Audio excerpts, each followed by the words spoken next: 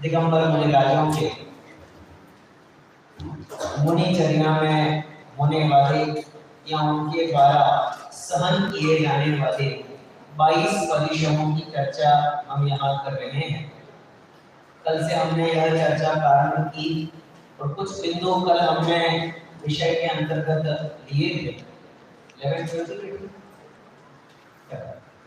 आपकी तो अनिवार्यता नहीं है बैठने की, अभी इसमें तो देखिए आज इस बार ठीक है। कल हमने कुछ चर्चाएं करी थी, तो पहले मैं पूछ लेता हूँ आपसे कि आपको कितनी याद है। पहला प्रश्न है, परिशः किसे कहते हैं? सिर्फ हैंड रेज करना है आपको, मैं आपसे पूछूंगा जो मुझे दिखाई देगा। हाँ, पीछे रिद्धिमा नाम है शिवपुरी। हाँ, बहुत अच्छे। जो सही जाए उसे कहाँ की परिभाषा है?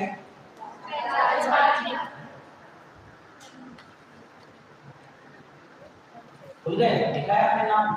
पढ़ के बताओ क्या की परिभाषा है?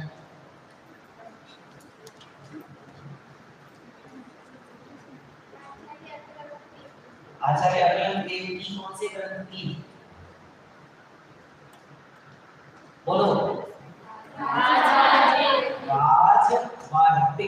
राजवार्तिक नाम का एक ग्रंथ है, उसमें यह परिभाषा दी गई है, जो सही जाए उसे परिशः कहते हैं। अभी आपको नहीं समझ में आएगा कि मैंने क्यों पूछा, है ना? मैं चाहता था उतने में पूर्ति हो जाती, पर मेरा प्रयोजन है जान पूछ के पूछना आपसे। चलिए दूसरा और परिभाषा, एक और पढ़ी थी हमने कल परिभाषा। बोलो राजवी, देखिए बोलो। वेदना के होने पर कर्मों की निग्रह करने के लिए उसे स लेना। बहुत बढ़िया। किसने लिखी ये परिभाषा? सर्वासिद्धि ग्रंथ। किसने लिखा सर्वासिद्धि ग्रंथ? आचार्य पूज्यपाद स्वामी। इष्टोपदेश नाम सुना है? इष्टोपदेश किसने लिखा है? पूज्यपाद स्वामी। तो उन्हीं पूज्यपाद स्वामी का ग्रंथ है सर्वासिद्धि तत्वार्थ सूत्र की टीका। बहुत अच्छे। अब शास्त्रीय ग्रंथ के लिए पहले तो पुराने वाले पूछना, फिर नए वाले पूछना। परिशः जय किसे कहते हैं? अपेक्षा ये है कि संस्कृत सुनाओ। बोलो ऋषिका।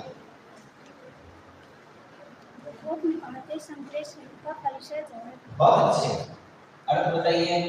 जो दुख आने पर भी संक्लेश परिणाम ना हो उसे परिशः कहते हैं। बहुत बढ़िया। कहाँ लिखी है परिभाषा? भगवती आराधना में आचार्य श्रवण। भगवती आराधना प्राकृत भाषा का ग्रंथ है। ये तो संस्कृत में लिखी पंक्ति है।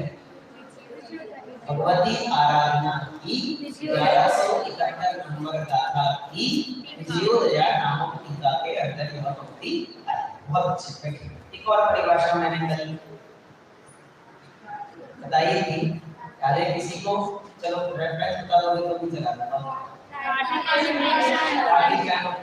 गाथा नंबर 98। बात वही है, बस महाबुद्धि के शब्द थोड़े अलग है, क्योंकि वो गाथा है, उनके पास शब्द ज्यादा है लिखने के लिए। ज्ञानी मुनि जो शांत भाव से अत्यंत भयानक भूख आदि को सहन करते हैं, उसे परिशः जय कहते हैं। अब प्रश्न ये उठता है, परिशः जय करनी क्यों है? भूख लग रही है तो खाना खा ले, प्यास लग रही है तो पानी पी ले, सर्दी लग रही है तो कमरे में चले जाए, गर्मी लग रही है तो पंखा चला ले। सहना क्यों है? परेशान क्यों होना है?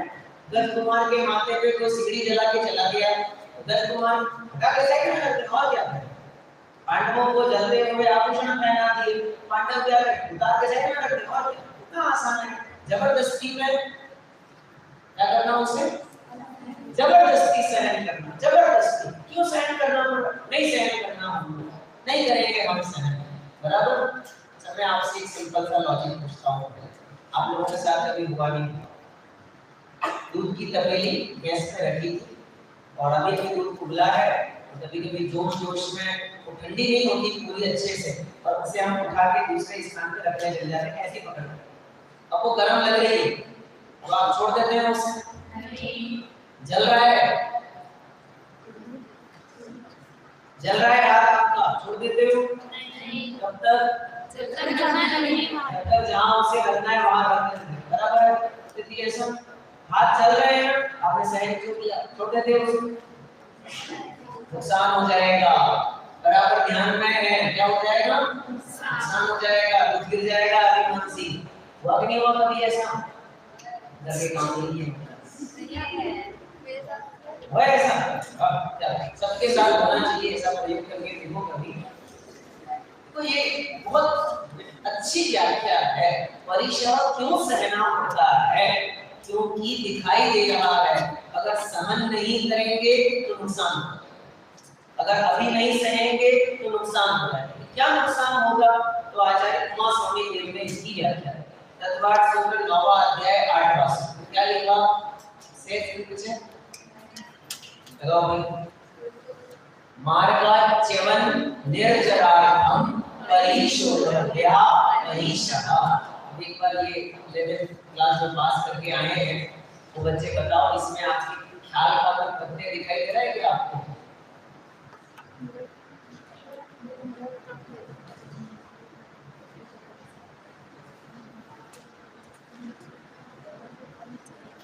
नहीं दिख रहा आपके ख्याल में कोई प्रत्यय यहाँ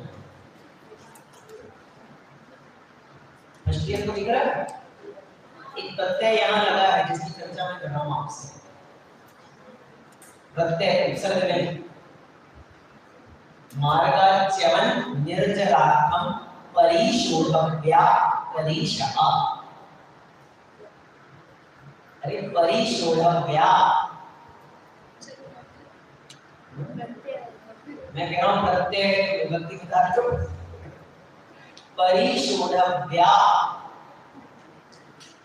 सहन करना चाहिए, सहन करने योग्य है, व्यर्थ प्रत्यय का प्रयोग है यहाँ, व्यर्थ प्रत्यय प्रत्ययों के अंदर चर्चा है इसकी। परिशोधव्या, सहन करने योग्य चाहिए, इस अर्थ क्या क्यों सहन करने चाहिए, उन्होंने तर्क दिया दो। पहला, मार्गाच्यवन, विच्छेद करिए, मार्ग अच्यवन, मार्ग अच्यवन। दूसरा निर्जरा, और साथ में जोड़ा है अर्थम, अर्थम का मतलब के लिए, प्रयोजन, तो दो जगह प्रयोजन है। पहला मार्गाच्यवनार्थम, दूसरा निर्जरार्थम। क्या करना, परिशोधव्या परिशः, परिशः सहन करना चाहिए। अब आप लोग बुद्धि लगाओ घड़ियाल वाले थोड़ी सी, यहाँ कुछ फर्क दिखाई दे रहा है, छोटा सा एक अंतर है विशिष्ट, थोड़ा सा बुद्धि लगाओ तो पकड़ में आ जाएगा। वीर बुद्धि, हाँ परिशः, बहुत अच्छी बुद्धि। परिशः की र में ई की मात्रा इसमें बड़ी लगी है, और बाकी अब तक जो आप पढ़ते आए हैं वहां छोटी मात्रा, याद करो, बराबर है। यही देखो परिशोधव्या में छोटी लगी है, लेकिन परिशः में बड़ी लगी है, तो सही क्या है, हाँ, जब आचार्य स्वयं दोनों प्रयोग कर रहे हैं तो दोनों ही सही। इसलिए बता रहा हूँ क्योंकि कभी कभी आपको दोनों प्रयोग मिलेंगे, कभी कभी कार्तिक का विषय काला भी परिशः, उसमें छोटी ई की मात्रा का प्रयोग है, प्राकृत में भी छोटी ई की मात्रा भी प्रयोग में ली जाती है और बड़ी ई की मात्रा भी कभी कभी प्रयोग में ली जाती है, दोनों में कोई अर्थभेद नहीं। लिखना है, आगे चलता हूँ। क्यों सहन करना है, दो तर्क दिए। पहला मार्ग और च्यवन, मार्ग और च्यवन, और कहां से आया निशा है वहां पर, इसका ग का अ नहीं है, अ का ही है, ग का अ तो अलग है, अ का अ अलग है, ग के अ में अ का अ मिला है, इसलिए आ बनना नहीं है। ग में अ निकाल दोगे तो ग हलंत हो जाएगा। हलंत ग थोड़ी चाहिए हमको, पूरा ग चाहिए, कंप्लीट मार्ग। बराबर आ रहा है समझ में क्या बता रहा हूँ आपको? मार्ग प्लस अ, तो मार्गा ऐसा रूप करना है। अच्यवन, च्यवन का अर्थ होता है छूट जाना, अलग हो जाना, च्युत हो जाना, उससे दूर चले जाना। किससे दूर चले जाना? मार्ग से। मार्ग क्या होता है? 9वें अध्याय का 8वां सूत्र है, बराबर। अब मैं आपको ले जा रहा हूँ पहले अध्याय के पहले सूत्र। क्या है मार्ग? ज्ञान चारित्र प्राणी मोक्ष मार्ग। मार्ग, उस मार्ग से क्या नहीं होना? च्युत नहीं होने के लिए। दूसरा नंबर निर्जरार्थम, निर्जरा के लिए, ये बात निर्जरा नहीं छोड़ना मेरी तो इनके लिए कुछ नहीं करना। कर्मों की निर्जरा करने के लिए क्या करना चाहिए? परिशोधव्या परिशहा, मुनिराजों को, ज्ञानियों को परिशह सहन करना चाहिए। क्योंकि हम जानते हैं कि कोई भी क्रिया, कोई द्रव्य करता है तो अर्थवती हो तो ही सुंदर अच्छी लगती है। अनर्थवती क्रिया हम क्यों करें? कोई ना कोई प्रयोजन तो होना चाहिए ना उसका, हमें फल तो मिलना चाहिए ना। ऐसे यहाँ आचार्य देव ने कहा कि परिशह सहन करने का फल है। क्या फल है? दो फल, मार्ग से नहीं होंगे, दूसरा कर्मों की वृद्धि। अच्छा मैं आपसे पूछता हूँ एक सरल सा प्रश्न, 12 भावनाओं का पाठ करना चाहिए, चिंतन करना चाहिए, क्यों करना चाहिए? क्यों ऐसा विचार करना? मेरे को तो आगम का रेफरेंस दिखाओ, तत्वार सूत्र का, वो भी स्पेशली।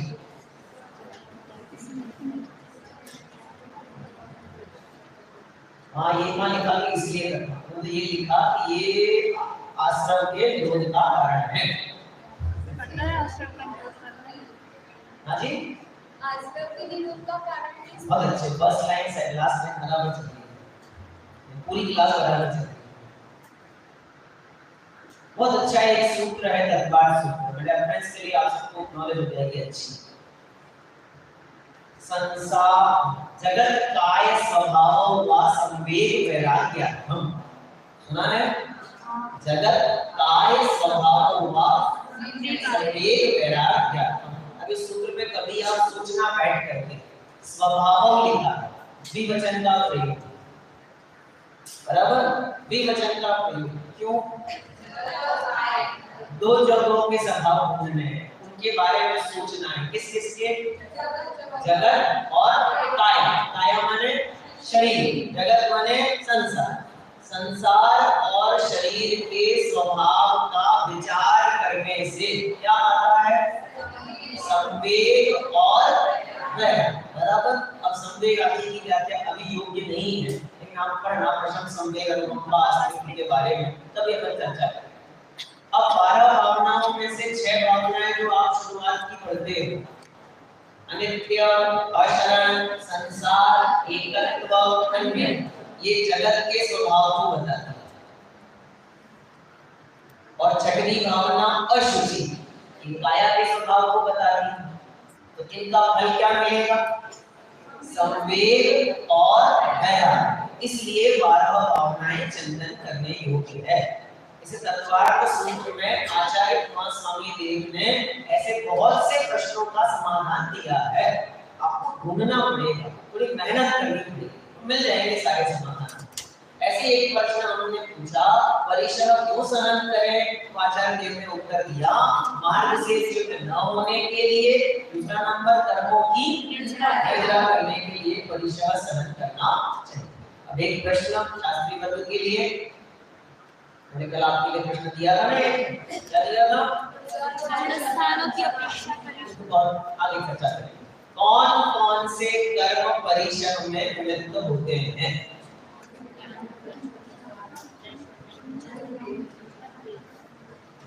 कौन कौन से कर्म परिशह में निमित्त कारण होते हैं? पढ़ा है? बोलो प्रति, याद नहीं है मुझे? अच्छा कितने हैं? 1 है, 2 है, 3 है, 4 है, 5 है, 6 है, 7 है, 8 है। 4 5 ऋषिका का 4, उससे भैया का 5 नहीं। चल बस इतना ही था, इससे आगे नहीं। उत्तर मैंने आपके सामने रख दिया है पीछे। 5 है, 5 कर्म परीक्षण में निबद्ध बनते हैं। ज्ञानावरण, दर्शनावरण, मोहनीय, अंतराय और वेदनीय, बराबर 5 नाम। अब मैंने आधा उत्तर दे दिया, दूसरा उत्तर वहां से निकाल के लाया। इन 5 कर्मों के उदय में कौन कौन से परीक्षण होते हैं? कौन कौन से? ज्ञानावरण के उदय में कौन से? उदय का मतलब उदय क्षयोक्षम सब लगा लें। ज्ञानावरण के कारण कौन से? दर्शनावरण के कारण कौन से? वेदनीय के कारण कौन से? इसका उत्तर आपको ढूंढना है। अब ये 5 क्लास के लिए मेरा प्रश्न है, ठीक है? उत्तर कहाँ मिलेगा? तत्वार्थ से। कौन सा अध्याय? तत्वार्थ से के 9वें अध्याय में इस प्रश्न का उत्तर आपको मिलेगा मूल सूत्रों में। 5 सूत्र हैं, 5 नाम लिखे हैं मैंने पीछे। 5 सूत्र हैं, आप पढ़ के आना कि 5 सूत्र कौन कौन से हैं। अच्छा लगेगा कि आप संस्कृत में सूत्र याद कर लेंगे तो बहुत अच्छा लगेगा, ठीक है? फिलहाल मेरे पास तैयारी है पर मैं आपको सुनाऊंगा नहीं अभी। 3-4 स्लाइड आगे चलो बेटा। फर्स्ट परिषद की चर्चा को हम करते हैं। पाठ करते चलते हैं। 2 हमने कल चर्चा में ले लिए थे, दोनों का पाठ कर लेते हैं। अग्निशिखा समुषुधा वेदना निजन गण में सहते हैं, वेदा वेदा पक्ष मासिका अंजन कर तप तपते हैं। नर पशु गतिशुद्धा वेदना कानित चिंतन करते हैं। इस विद्या तम चिंतन कर विदुषुधा परीक्षण सहते हैं। ग्रीष्म काल में तन तपने से प्यास सताती यतियों को।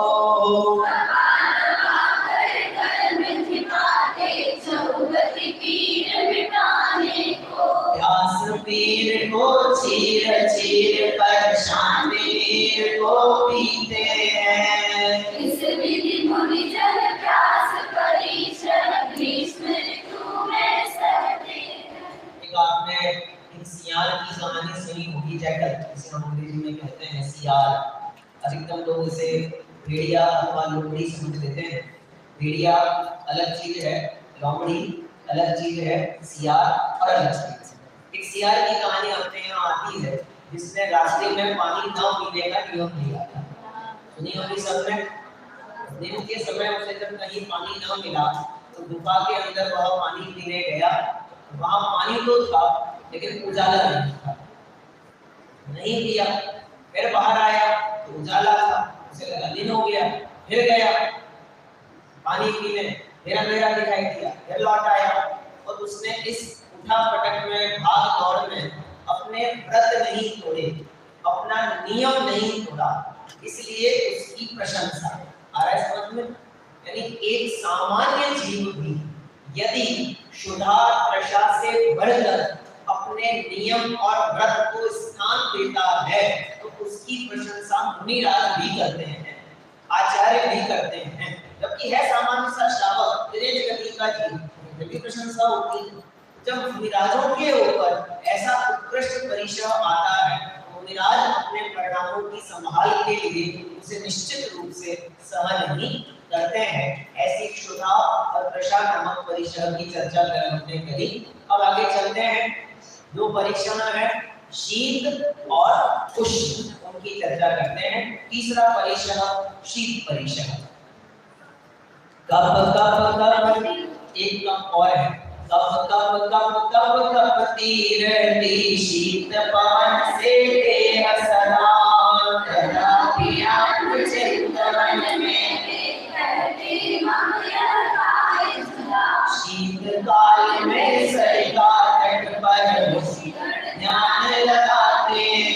हैं। कर्म ईंधन को जला जला कर शीत परिश्रम सहते हैं। अभी मैं आपको सच्ची बात बताऊं, अभी कुछ दिनों की सर्दी की ही बात है। दिल्ली में बहुत तेज सर्दी पड़ती है, कड़ाके की सर्दी पड़ती है, और सुबह के समय तो वैसे भी सर्दी तेज रहती है। ऐसी परिस्थिति में एक मुनि संघ सुबह 6 साढ़े 6 बजे तपती ठंड में, तपती मतलब भयंकर ठंड में, वो अपने हाथों को ऐसे सिकोड़ कर वे गमन कर रहे हैं एक स्थान से दूसरे स्थान पर, क्योंकि एक स्थान पे अधिक देर रहते नहीं है, तो गमन कर रहे थे। तो सारा जन समूह जो उस दृश्य को देख रहा था, उस जन समूह के हृदय में क्या परिणाम आए होंगे, कैसी उग्र तपश्चर्या दिगंबर मुनिराजों की होती है, कैसा कठोर तपस्या मुनिराज पालन करते हैं। सारा जगत आश्रय ढूंढता है, सारा जगत वस्त्र ढूंढता है, सारा जगत पुष्ट स्थान ढूंढता है। कंबल ले आओ, ब्लैंकेट ले आओ, रजाई ले आओ, ये जलाओ, वो जलाओ, हीटर जलाओ, गर्मी लग रही, सर्दी लग रही है बहुत ज्यादा, ऐसा उपाय करता है। ऐसे भयंकर सर्दी के मौसम में भी मुनिराज अपने परिणामों को संभालते हैं। और हमारे मुनिराजों की तो और उत्कृष्ट वृत्ति है, क्या लिखा? शीत मास दरिया के किनारे, दरिया के किनारे, ये आम भाषा में समुद्र को दरिया बोलते हैं। दरिया क्या देखने जा रहे हो, तो दरिया देखने जा रहे हैं, तो दरिया लिली बोलते हैं। दरिया लिली का मतलब क्या होता है? बड़ा हृदय, समुद्र जैसा विशाल हृदय, उसे कहते हैं दरिया लिली। यहाँ पे दरिया के पास जाके मुनिराज रहते हैं। बहुत बढ़िया व्याख्या एक बार दादा ने इस विषय पे करी, क्यों रहते हैं। अभी आगे जाके हम एक पंक्ति पढ़ेंगे, ग्रीष्म मास ग्रीष्म ऋतु शिखर के ऊपर, कौन जाएगा गर्मी के मौसम में?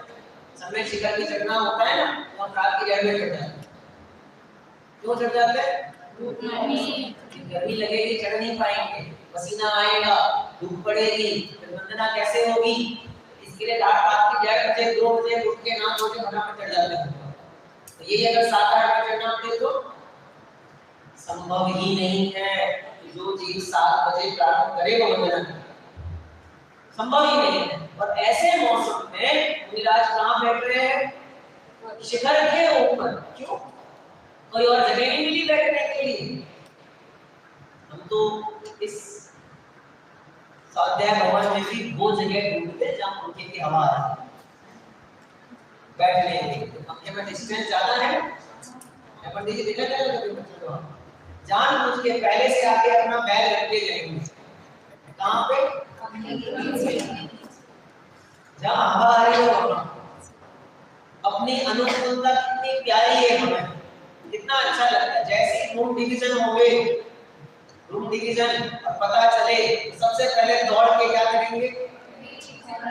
अपना बेड सिक्योर करेंगे, अपनी अलमारी सिक्योर करेंगे। ये वाली सबसे बढ़िया है, इसमें सब कुछ ठीक है, ये बेड पंखे के नीचे, ये यहाँ की हवा अच्छी आएगी, कितना ध्यान रखते हैं अपनी अनुकूलता। मुनिराज कुछ विवेक ही नहीं, विवेक नहीं है ऐसा मत कहिए, परम विवेकी है, इसीलिए वहां जाके बैठते हैं। मैं बहुत बार ये पंक्ति पढ़ी, चलो रे सखी वहां जाइए जहां न अपनो कोई, कलेवर भगे जानवर मरे न रोवे कोई। एक सखी अपनी दूसरी सखी से कहती है कि चलो चलते हैं, कि कहाँ घूमने चले? बोले ऐसी जगह चलते हैं जहां अपना कोई नहीं है, शरीर को जानवर खा जाए और मर जाए तो रोने वाला भी कोई ना हो, ऐसी जगह में चलते हैं। कि कहाँ पे? कि वन में, जंगल में चलेंगे। अरे जाना ही है तो ये मेला लगा है यहाँ चलो, लोगों की भीड़ है वहां चलो। तो ये लोगों की भीड़, ये मेले, ये परिवार, ये संसार, ये हमारे उपयोग को भ्रष्ट करता है। जितनी सन्निकटता रहेगी उतनी ज्यादा रागादि की मोहादि की प्रवृत्ति होने की संभावना है। इसलिए मुनिराज ने दूर से ही तिलांजलि दी, दूर से ही। आप दूर रहो, हम तो ऐसी जगह जाके बैठेंगे जहां कोई आने की सोचेगा नहीं। गर्मी के मौसम में पहाड़ पर बैठने की कोई सोचेगा भी नहीं। अरे मनुष्य तो मनुष्य, तिर्यंच भी नहीं है, वो भी आकर के परेशान नहीं करेंगे। इसलिए ग्रीष्म मास, ग्रीष्म ऋतु शिखर के ऊपर और शीत मास दरिया के किनारे, बिल्कुल अपोजिट विरोधाभास का जीवन है। सारी दुनिया अनुकूलता ढूंढती है। गर्मी के मौसम में शिमला मसूरी वहां जाएंगे, वहां बढ़िया ठंडक रहती है, अच्छा मौसम रहता है, क्यों मजा आएगा। मुनिराज कह रहे दूर, जहां ऐसी संभावना बने उन स्थानों से तो दूर चले जाओ, बिल्कुल दूर। गर्मी के मौसम में लोग नदी के पानी के स्थानों पर पास जाना पसंद करते हैं, मुनिराज उनसे दूर भागते हैं। एक ही कारण है, आत्मचिंतन में बाधा। ये जितना ज्यादा श्रावकों का समूह है, ये उतना ज्यादा आत्मचिंतन में बाधा पैदा करता है। बराबर? पर सुनिए क्या लिखा शब्द, शीत पवन चलती है। अपने पुराण में एक कथा आती है ऐसी, एक तोता था, तोते की कहानी आती है, मैं नाम भूल रहा हूँ, शायद वैश्य नाम राजा का। तो राजा रानी दोनों चौपड़ खेलते थे। चौपड़ खेलने का तो चंगा लिखी पुराने जमाने में, तो डाइस खेलते थे और राजा जीतता तो वो तोता एक लाइन बनाता, काउंटिंग करते हैं 1 2 3 4 और फिर 5 स्लैश करके ऐसे, तो वो एक लाइन बनाता और रानी जीतती तो 2 लाइन बनाता। बड़ा चतुर था वो तोता, रानी की साइड लेने के लिए पक्षपात करता था, चीटिंग करता था। तो राजा ने एक बार ध्यान दिया कि रानी जीत गई, ठीक है, 2 बार देखा रानी जीत गई, ठीक है, फिर तीसरी बार देखा तो बहुत गुस्सा आया, ये तोता बहुत चीटिंग कर रहा है। तो उसने गुस्से में उस तोते की गर्दन, उस राजा गर्दन में तो मर गया तोता। वो मर करके उन वक्र परिणामों से तिर्यंच गति में, देव गति में उसने व्यंतर जाति में जन्म, व्यंतर जाति का देव। फिर क्या हुआ, वो जो राजा था उस राजा ने आगे जाकर के मुनि दीक्षा अंगीकार की। मुनि दीक्षा अंगीकार करके वन में ध्यान कर रहे थे और सर्दी का मौसम आया, वैसे ही सर्दी बहुत पड़ रही थी और वो व्यंतर जाति का देव उस परिस्थिति में वहां आया और उसने वो मुनिराज को ध्यान करते देखा। वो पूर्व पर्याय का पैर कषाय फिर से उदित हुई और उसने वहां पर जबरदस्त ठंडी ठंडी हवाएं चलाई। ऐसी हवाएं, आपको पता है ये जो पेड़ पौधे होते हैं ना, ये ना जबरदस्त सर्दी सहन कर पाते हैं ना जबरदस्त गर्मी, हम भी नहीं कर सकते। ये जो कश्मीर आदि में लोग रहते हैं ना वो रह लेते हैं, हम तो रह ही नहीं सकते, हमारी परिस्थिति नहीं, हमारा शरीर ही ऐसा नहीं। अब वो भयंकर सर्दी वैसे ही पड़ रही थी तो उसके ऊपर से और बर्फीली ठंडी हवाएं चलाई, तो कैसा जबरदस्त मौसम उस काल में बना होगा। तो एक पंक्ति उसको व्याख्यान कर दी है, कब कब कब कब कबती रहती शीत पवन से देह सदा, पूरे शरीर के रंध्र खड़े हो जाते। सर्दी के मौसम में होता है ना ऐसा, ठंडे पानी से नहा लो तो एक एक बाल दिखाई देने लग जाता है, हाथ का, पांव का, पूरे शरीर का, कहां वो एक एक भाग प्रकट हो जाता है। ऐसी जबरदस्त सर्दी पड़ रही है। मुनिराज ने उस भयंकर सर्दी के बीच में भी क्या कर रखा है, तथापि आत्म चिंतन में वे कहते मम यह काय सुधा, मैं और यह काया कैसी है, भिन्न भिन्न है, अलग अलग है। अगर सर्दी की वेदना हो भी रही है तो किसको हो रही है, शरीर को, आत्मा को सर्दी लगते ही नहीं। क्यों, आत्मा उस शीत का ज्ञाता है, ज्ञाता, भोक्ता तो कदापि नहीं हो सकता। ऐसा विचार करके मुनिराज शीतकाल में सरिता तट पर ऋषिगण ध्यान लगाते हैं, घर में तन को जला जला कर। जहाँ जगत के जीव बिना बेचारे लकड़ियां जला करके अपनी ठंडक को मिटाने का उपाय करते हैं, वहीं मुनिराज उस शीत परिश्रम में कर्म रूपी ईंधन को जला जला कर अपने को कहां बढ़ाते हैं? आगे मोक्ष मार्ग पे आगे उस तरफ ले जाते हैं। ऐसा जबरदस्त शीत परिश्रम मुनिराज सहन करते हैं। अब मेरा एक प्रश्न कल भी पूछा था, लेकिन प्रश्न कल पैटर्न अलग था, आज पैटर्न अलग है। नरक गति का वर्णन लगभग आप सबने पढ़ लिया होगा। केरला की पहली ढाल सुना है? कितनी सर्दी पड़ती है इस नरक में? मेरु समान लोह गली जाए, ऐसी शीत कितनी सर्दी तो वो भी सहन करते हैं। तो मुनिराज भी सहन करें, इसमें क्या बड़ी इसमें मैंने कल एक शब्द बोला था, ध्यान देना इस शब्द के ऊपर। संक्लेश का मतलब कषाय की तीव्रता होता है। यहाँ संक्लेश का क्यों लिया? संक्लेश रहित होना ऐसा क्यों कहा? नरक गति का जीव उस वेदना को सहता तो है, लेकिन उसके पास उस वेदना को मिटाने का उपाय नहीं। कोमट सागर ने नरक के लिए क्या शब्द दिया है? निरय। क्या शब्द दिया है? निरय। ना निरय अर्थ किया उसका निरत। क्या अर्थ है निरत का? जहां जीव रहना नहीं चाहता, रत नहीं होना चाहता, उस स्थान का नाम है निरय। 4 गतियों में से नरक गति ऐसी है कि जहां जीव जीना नहीं चाहता और बाकी गतियों में जीव मरना नहीं चाहता। देव गति में भले ही दुख दिखाई देते हो और उन भोगों को छोड़ना नहीं चाहता। मनुष्य गति में जन्म के, मरण के, बुढ़ापे के भले ही बहुत दुख दिखाई देते हो, लेकिन यह जीव मरना नहीं चाहता। क्या लिखा? एक कोई 90 साल के बुजुर्ग व्यक्ति थे, ऐसे किसी को मिले बहुत 2-4-5 महीने बाद, साल बाद, अरे दादाजी आप अभी तक जिंदा हो, मरे नहीं? दादाजी पता है क्या बोलते? मरे हमारे दुश्मन। हम क्यों मरे? कितने साल की उम्र है? 90-95 साल की। और उसके बाद भी क्या कह रहे हैं? हम क्यों मरे भैया? मरना चाहता ही नहीं है जीव किस पर्याय में। कदाचित मरना चाहता भी है तो वस्तुतः मरना नहीं चाहता, उस रोग को दूर करना चाहता है और उसका उपाय नहीं दिखाई देता, इसलिए कहता है भगवान मर जाऊं तो मरना नहीं चाहता। लेकिन नरक गति में जीव जीना नहीं चाहता, वो रोज मरता है, प्रति समय मरता है, लेकिन मरता नहीं। एक ऐसी भी कोई दिन नहीं जाता होगा, ऐसी कोई परिस्थिति नहीं होती होगी कि जहां उस जीव को मरण के समान वेदना न सहन करनी पड़ती है।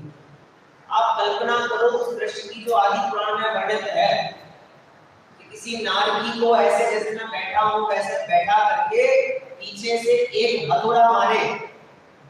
असुर कुमार जाति के देव अन्य नारकी पीछे से तो दोनों आंखों के गोलक निकल के बाहर आ जाए, ऐसा वर्णन लिखा। एक जगह ऐसा वर्णन लिखा आदि पुराण में, वो एक लोहे की पुतली को गर्म करते हैं, स्टैच्यू लोहे का, उसे गर्म करते हैं और बिल्कुल लाल तपा करके, और फिर उस नारकी को बुलाते हैं, देख तेरी जो प्रेमिका थी ना, वो तुझे बुला रही है प्रेम करने के लिए। और वो प्रेम की चाह में दौड़ता है उधर, और जैसे ही स्पर्श करता है पता चलता है कि ये तो क्या है, दबता हुआ लोहा है, मर जाऊंगा, तो दूर भागता है। तो वो भागता है तो उसे पकड़ करके जबरदस्ती उस लोहे की पुतली से ऐसे चिपकाते हैं, ऐसे जबरदस्ती में उसका पूरा शरीर उस अग्नि में जल करके पारे की तरह पूरा बिखर छिन्न भिन्न हो जाता है। अब ये सब लिखे नरक गति के वर्णनों, आप कल्पना एक जगह ऐसा वर्णन लिखा उसी में कि एक एक सुई की नोक शलाका, सुई की नोक, उस पे एक नारकी को ऐसे फंसाकर पेट में और ऐसे जोर से चक्री की तरह घुमाते हैं। आ रहा है समझ क्या कह रहा हूँ? ऐसे ऐसे सिलाई लगी है यहाँ ऊपर, तो यहाँ उसे ऐसे डाला और ऐसे पकड़ के उसे घुमाते हैं ड्रिल मशीन की तरह, और वो घूमता है तो उसके पेट की सारी आंतें निकल के बाहर आ जाती हैं, पूरा शरीर रक्त स्राव से भर जाता है, सब कुछ होता है, लेकिन मरता नहीं। नरक गति का दुख है। ऐसा दुख नरकादी गतियों में जीव ने अनंतों बार होगा सहन किया, लेकिन हंस के नहीं। प्रति समय यह भावना भाता रहा कि भगवान मर जाऊं तो बढ़िया, ये नष्ट हो जाए, ये खत्म हो जाए तो बढ़िया, मैं कब यहाँ से छूटूं तो बढ़िया। लेकिन मुनिराज ऐसे परिश्रमों के बीच में कभी उनके हृदय में ये विकल्प नहीं आता कि ये चला जाए तो बढ़िया, ये नष्ट हो जाए तो बढ़िया। वे तो सहन करते हैं, क्योंकि उनका उपयोग परिश्रम की तरफ न होकर के आत्मचिंतन में लगा। आ रहा है समझ में? इट डिपेंड ऑन कंसंट्रेशन, आपकी एकाग्रता कहाँ है, इस आधार पर हरे बाजार में भी मुक्ति हो जाती है। कंसंट्रेशन आपका होना चाहिए बराबर। ऐसा यहाँ पर शीत परिश्रम का स्वरूप है। उष्ण परिश्रम में कोई ज्यादा चर्चा करनी नहीं पड़ेगी, क्योंकि इसी का लगभग सिमिलर स्वरूप है। एक बार हम पुनः वाणी पाठ कर लेते हैं। कप कप कप कप कपती रहती शीत पवन से देह सदा, तथापि आत्मचिंतन में ते कहते मम यह कार्य जुड़ा। शीत काल में सरिता तट पर जीवन ध्यान लगाते हैं, मन को जला जला कर शीत परिश्रम सहते हैं। इसके तुरंत बाद उष्ण परिश्रम की चर्चा आती है, और वहां लिखा है वर्णन, तप्त धरा अंतर तल में धग धग धग धग करती है, ऊपर नीचे आगे पीछे दिश में तप तप तपता है। तप्त शिला पर बैठे साधुजन तथापि कमरत रहते हैं, निर्जल मन में अहो निरंतर उष्ण परिश्रम सहते हैं। तप्त धरा, तप्त तन और तप्त अंतर्तन, तीन चीजें लिखी हैं। धरा मतलब धरती, तप्त तन शरीर और तप्त अंतर्तन। जब बाहर में ऐसी उष्णता गर्मी दिखाई देती है तो अंदर में भी क्या होता है? धग धग धग धग करती है। कैसे रहेंगे ऐसी परिस्थिति में? कैसे चलेगा काम? कैसे जी पाएंगे? कैसे कहाँ सोएंगे? आप कल्पना करो, ऐसा कोई कमरा कि जिसमें ना कोई खिड़की होवे, ना कोई दरवाजा होवे, एकमात्र आपके जाने के लिए स्थान है, और कोई पंखा नहीं लगा, कोई एसी नहीं, कोई कूलर नहीं, तो आप कैसे रह पाओगे उसमें? हम तो कल्पना भी नहीं कर पाते कि हमारे महामुनिराज ऐसे भयंकर परिश्रमों को कैसे सहन करते हैं। किसान होता है ना, किसान जो खेती करता है, बहुत तपती गर्मी में अपने खेतों को बोता है, उनकी बुआई, जुताई, निराई, बुड़ाई सब करता है, पानी डालता है, रक्षा करता है। वहाँ उसके वहाँ कमरा बना होगा, वहाँ बढ़िया पंखा लगा होगा, फ्रिज भी लगा होगा, एसी लगा होगा, कूलर लगा होगा, कुछ भी नहीं। जिस किसान को ये दिखाई देता है कि आज अगर तपती गर्मी में मेहनत नहीं करूंगा, जब ये गर्मी चली जाएगी ना तो मुझे फल नहीं मिलेगा, ऐसा जानकर वह किसान उस गर्मी में भी अपने शरीर को कष्ट देता हुआ उस कार्य को करता है। ऐसे ही मुनिराज ऐसे उष्ण परिश्रम को सहन करते हैं। जहां हाथ लगाओ जमीन पे वहां गर्म, पत्थर पे बैठने दे पत्थर गर्म, जमीन पे चलने जाओ तो जमीन गर्म, शिला के ऊपर बैठो शिला गर्म, पहाड़ पे जाओ पहाड़ गर्म, कहीं कहीं खाता ही नहीं, कहीं सुखी नहीं दिखता, हर जगह गर्मी दिखाई दे रही है, ऊपर नीचे आगे पीछे सभी दिशाओं में तपन हो रही है। और तो और सही सही कसर हवा निकाल देती है। हवा चलती है ना गर्मी के मौसम में, कैसी चलती है? बिल्कुल गर्म, रूखी रूखी। तो उस हवा का यदि जोर लग जाए तो शरीर में लू लग जाए, डायरिया हो जाए, बीमार हो जाए व्यक्ति। और ऐसी भयंकर गर्मी की लपटें लग रही हैं, लपट लग रही है, और ऐसी तप्त शिला पर बैठ साधु जन तथापि तपरत रहते हैं। 22 परिश्रमों में अग्नि नाम का कोई परिश्रम नहीं है। अग्नि, लेकिन अग्नि का भी तो परिश्रम होता है ना, उपसर्ग जैसा समझ लीजिए आप। गज कुमार और 5 मंडप का नाम मैंने अभी अभी दिया था, उस परिस्थिति को याद करिए। गज कुमार के माथे पर शमशान से बनी हुई राख, शमशान से पड़ी हुई राख से वो उसके ससुर जी ने सिगड़ी बनाई। ससुर जी थे उसके, सिगड़ी बनाई। सिगड़ी का मतलब हम घर में देखते हैं वैसी कोई नहीं, वो तो समझ लिया ऐसा कि मिट्टी उठाई, शमशान की राख थोड़ा गीला किया और माथे के चारों तरफ ऐसे बाउंड्री बनाई, और उसके ऊपर क्या डाली? लकड़ियां, और उसमें क्या लगा दी? क्या हुआ होगा फिर? कैसा लगा होगा मुनिराज को? कैसे सहन किया होगा? कैसे उस वेदना को? मैं तो ऐसा विचार करता हूँ कभी कभी, एक दिन में मोक्ष हो गया हो तो भी ठीक है, लेकिन जब सुकुमाल मुनि का चित्र याद आता है, 7 दिन तक सियालनी खाती है। कितने? 7 दिन।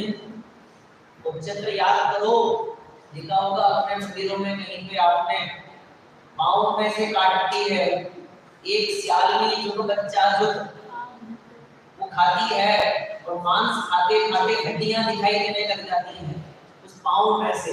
तो कितने दिन निकाले? 7 दिन। कैसे काटे होंगे निकाले?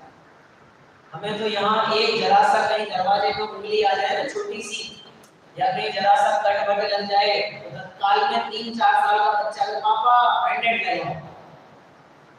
क्यों लगाए? क्योंकि दर्द सहन नहीं होता, बर्दाश्त नहीं होता, वो वेदना सहन नहीं होती, और वहां तो वो निरंतर उसे खाए जा रही है। मुनिराज कैसे सहन करते हैं? कैसे वो गज कुमार के माथे पे सिगड़ी जली होगी, और कैसे मुनिराज ने सहन किया होगा? वो डांस आदि करते हैं, नाटक, वो ऐसे हाथ पे कपूर लग के वो जलाते हैं, कपूर रख के, और वो नाचते हैं। सारे जगत को लगता है अरे गजब, वो हाथ पे आग लगा करके नाच रहे हैं, जबकि उनके हाथ पे जल कुछ नहीं रहा, कुछ नहीं हो रहा, सब कुछ सही सलामत है। लेकिन मुनिराज के तो असली में जल रहा है, सही में माथे पे सिगड़ी जली है, सही में वो जल रहा है शरीर पूरा। कल्पना तो करो कैसा होता होगा। आप ये सोचो, मैं आपको एक चित्र प्रस्तुत करता हूँ। सिगड़ी के ऊपर कभी भुट्टा सेकते हुए देखा है आपने?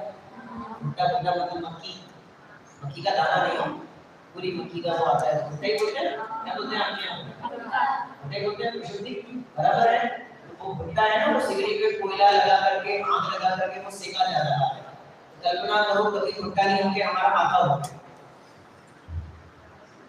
सोचो एक बार, मेरे में सोचो एक बार, भुट्टा नहीं है तो हमारा माथा है, सोचो कैसा लगता होगा। कल्पना करो, यही गज कुमार पूर्व पर्याय, एक बालक रोटी मांगता है माँ से, रोटी दे दो माँ, और वो सौतेली माँ नाराज होकर के, गुस्सा होकर के, वो तो चूल्हे में अभी की सेकी हुई फूली हुई रोटी भेजा करके उस बालक के माथे पे पटक देती है। कभी हुआ आपके साथ ऐसा कि वो फूली हुई रोटी आप पकड़ के गए और वो फूट गई जरा सी, तो उसमें से कैसी भाप निकलती है? वो एक अबोध बालक, उसके माथे पर वो माँ ने रोटी पटक दी, वो गरम गरम, और उसकी भाप से वह बालक जल के मर गया। गज कुमार की पूर्व पर्याय बता रहा हूं मैं। यही गज कुमार वो माता के रूप में थे, और यही ससुर जी वो बालक के रूप में थे। उस काल में ऐसा पाप किया था, उसके फल में ये संयोग मिले हैं। और मुनिराज विचार करते हैं, ते कर्म पूरव ये गोटे सहे को नहीं जिया। पूर्व काल में खोटा किया है तो उदय में तो आएगा ना, ऐसा विचार करके मुनिराज उस उष्ण परिश्रम को सहन करते हैं। ऐसा उष्ण परिश्रम की चर्चा है। एक बार हिंदी पाठ करके अपन आगे चलते हैं। मैं बहुत जल्दी चलूंगा, विचार तो बच गई है और अभी तक 4 ही हैं।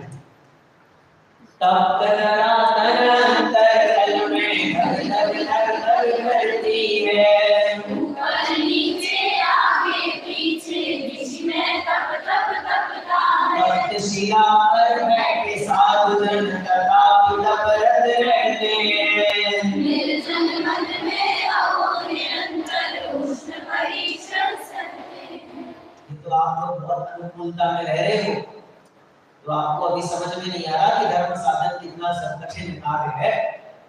आप कल्पना करो ना आचार्य अभिलंक देव और निकलंक की, जिन्होंने अपने यहाँ कोई जैन विद्यालय न होने के कारण बौद्ध विद्यालय में जाकर के अध्ययन किया। कैसे किया होगा? 24 घंटे दिल में ये धगस लगी रहती होगी, पकड़े नहीं जाते, कोई ध्यान न ले, कोई पहचान न ले, पकड़े गए तो जो प्रयोजन जो उद्देश्य हम ले करके चले हैं ना, वो पूरा नहीं हो पाए। फिल्में देखते होंगे आप सब निश्चित रूप से। एक भारत का कोई जासूस पाकिस्तान में रहता है, जासूसी करता है, तो जासूस बन के रहता होगा। कैसे रहता है? सामान्य आदमी की तरह, पर प्रति समय उसे ये चिंता तो रहती है ना कि कोई पकड़ ना ले, कोई पहचान ना ले। इसलिए वह सब उपाय करके उन लोगों के बीच में अपनी पहचान छुपा के रख देता है। ऐसी अकलंक और निकलंक उस परिस्थिति में कैसे रहे होंगे, हम कल्पना करें। कैसे पढ़ते होंगे, कैसे रहते होंगे। और आज इतनी अनुकूलताओं के बीच में एक जैन महाविद्यालय में हमें पढ़ने का अवसर मिले।